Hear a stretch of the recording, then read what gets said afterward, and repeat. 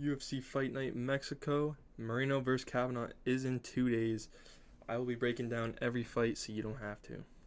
Damien has good striking, good power, very tight boxing defense. He doesn't mind blocking a lot of the shots and then coming forward, walking you down, and then his shots. He's gonna look for his openings. He's not too aggressive with it. He will, when he finds his openings, he will start unloading on you. If he does get to the ground, he is gonna pull guard. With Wes Schultz, dangerous early. He has weird striking style. It's just with his techniques a little weird. It's not 100% good. It's not more of straight punches. They're kind of off to the side a little bit. He is going to look to wrestle. He does have some cardio problems. I believe it was his last fight in Dana White's Contender Series. First round, he finished the guy.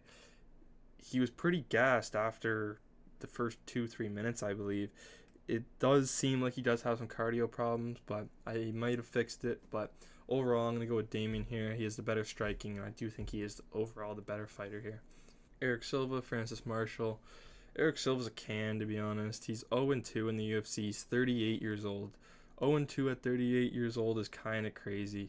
Very mid-striking, relies on his wrestling heavily. He's very explosive when he does go for takedowns, though. But like I said, he only has takedowns, really. His striking is a little but overall, Francis Marshall, better striker. He's way faster, way better with the wrestling, better scrambles, better subs. Overall, Francis Marshall should win this fight easily, and I do think if he does lose this fight to a 38-year-old who's 0-2 in the UFC, then I don't think he does belong in the UFC, but he should have a pretty straightforward win here, probably getting a finish by round 2 or 3 by sub. All right, we got Regina, we got Ernesta. This fight's very 50-50 for me because I am a fan of Regina. I was following her before she did get signed. When she did, I believe it was just before she got signed to the WWE, and then she is signed to the UFC, so she's not signed to the WWE anymore. But she is on short notice. She's a solid prospect. 6 finishes and 7 pro fights. Ernesta won the UFC. She beat Carly Judas, which is a huge accomplishment now due to being Carly Judas being so successful in the UFC right now just because of her striking is so good. She is very boring, but it should be a pretty straightforward win for her if she sticks to the plan. Keep her at bay with a jab, but to be honest, I probably will go with Ernesta as the pick, but Regina, if she wins, I will be happy about that. We got Douglas, we got Javier Reyes. Douglas, 7-6 in the UFC. He's 40 years old. I do think he probably will retire after this fight, or maybe one more. His best win in the UFC is Marlon Vera, aka Cheeto, which isn't very impressive, to be honest. He's very unpredictable, slow starter, very low output. He is caught looking at the butterflies, picking grass, whatever you want to call it, a lot. He's very technical, but I do think Javier Reyes has a pretty straightforward win here, especially being the faster, more younger prospect here. He does lean back a lot when he is dodging punches, so he can get knocked out by that. In the regional scene, he did lose to a guy in a championship fight where he kept leaning back and the guy was taking advantage of it. But overall, he's good striking. He's very solid, but he does have a lot of holes, but I do think Reyes will win this fight. Christian, we got Chris. Christian, he's 1-2 in the UFC. He's never gone the distance in the UFC. He always gets the finish or he gets finished. Overall, he's a very good matchup here in this fight. Not a good matchup for Chris, but it's a good matchup for him against Chris because he's better striking, way faster. He has good movement. He uses his range very well. I think he's just going to pick apart Chris the whole fight due to Chris having bad striking. He's only really a wrestler. He gets beat up every time he steps into the UFC octagon. He doesn't check kicks. Overall, he's kind of just walking you down with a very basic stance. Doesn't really have much movement. He's kind of walking you down like Strickland, but like a way worse Strickland. Overall, we're going to go with Christian by KO or sub, whatever he chooses, but I am leaning towards more of a KO here. Aline Perez and Macy Chiasson.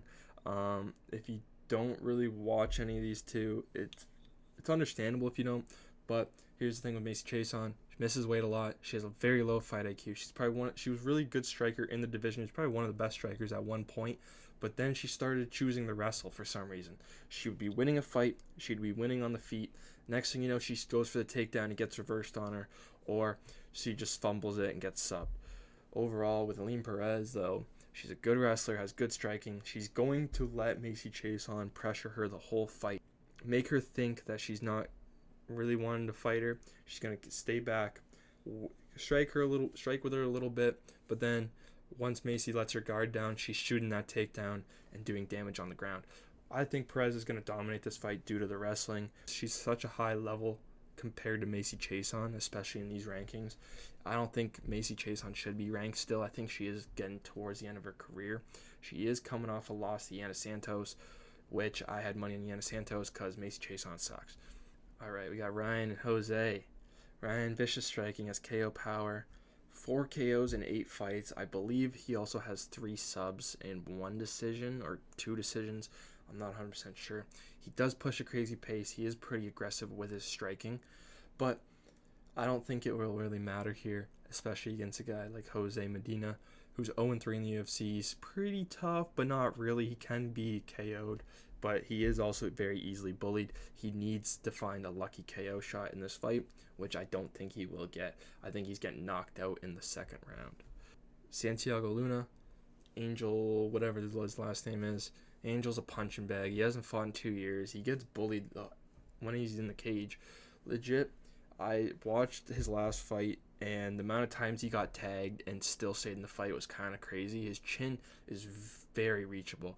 I think Santiago Luna is going to get a KO in the first round due to his really good striking. He can even get a sub if he wants, because I know he does like to mix it up with the wrestling, but overall, they're setting up Luna here with a pretty straightforward win. He's going to go out there, knock out Angel in about, I'd probably say he knocks him out in the first 2 minutes. Manuel Rodriguez, Kevin Borges. I am pretty biased in this fight, so you can take my advice on this or you cannot. Kevin Borges, very low output, but he has some solid striking. Loses fights he probably should win against like Sumu Darji. I probably should have picked Sumu Darji because Kevin Borges sucks. He doesn't let his hands go. He just stay looking at the butterflies, picking grass, whatever you want to call it. Overall, Manuel Rodriguez lost on tough in the semifinals.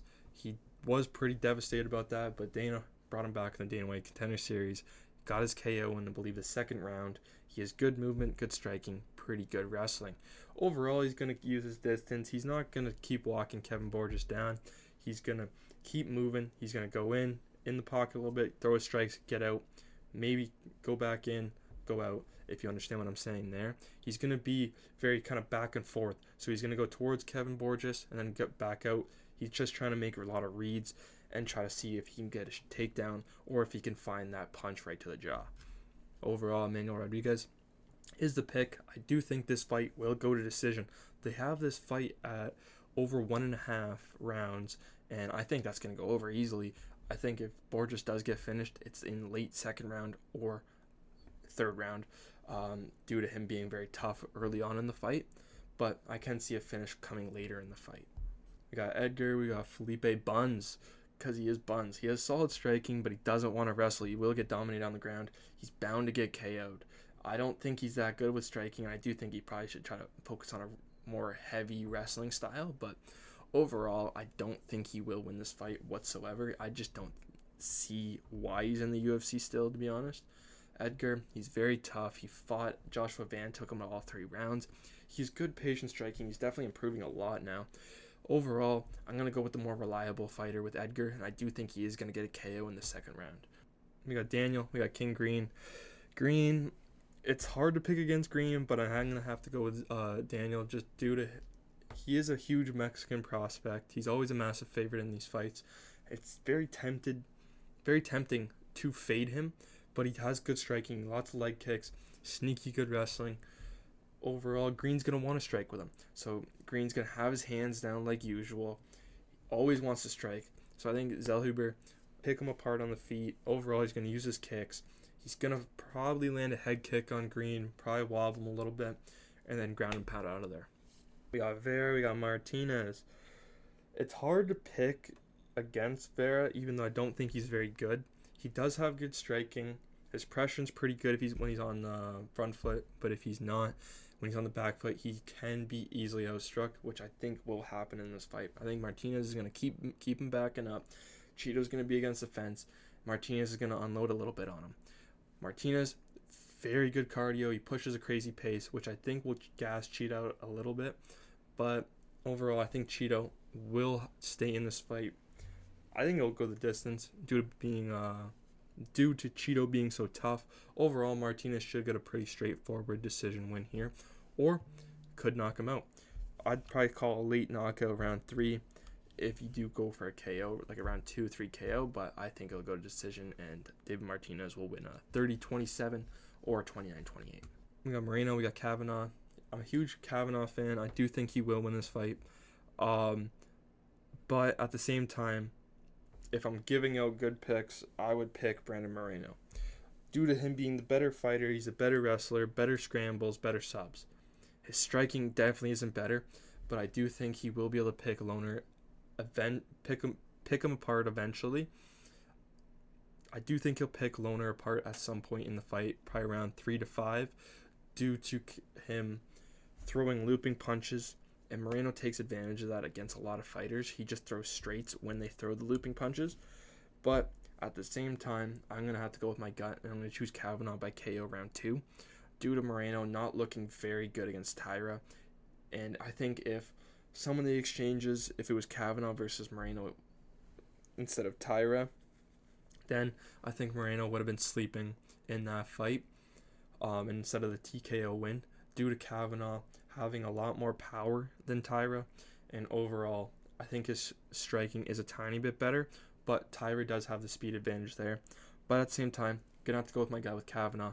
But if you're doing like Tapology, or you're just trying to look for a good pick, I would pick Moreno, due to him just being very solid and reliable, especially in Mexico. I'm just going with the risky pick with Kavanagh just because I am biased with it, but at the same time, pick whoever you want. Here are my locks and parlays. All of them are locks in my opinion, but pick and choose what you want. I got Alim Perez money line and Marshall money line at -114. It will probably be at like 130 to 150 now, so if you don't play that, don't play it.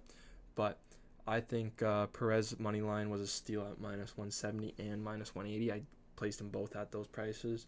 Due to Alim Perez, a steal at below -200, I'm taking that all day. I'd put my house on it, to be honest. We got Pinas, Luna, and Martinez at a +122. It might be a little lower, might be a little higher. I'm not sure. All of them are pretty big favorites. If you wanted less risk, just do Luna and Martinez. It will be minus something, but still, if you're just looking for good money, or not good money, but quick money, couple bucks here, take that. I do have heavy favorites in all my heavy confident picks. So we got Marshall, we got Quinones, we got Perez, we got Gondra, Luna, and Manuel, plus Edgar Chairez for a +373. I put $5 on it. I think it's like $30 or something like that. Take it if you want. Don't take it. I don't encourage betting, but if you do bet, there's some picks for you. If you want to take them, feel free. If not, you're probably smarter than me.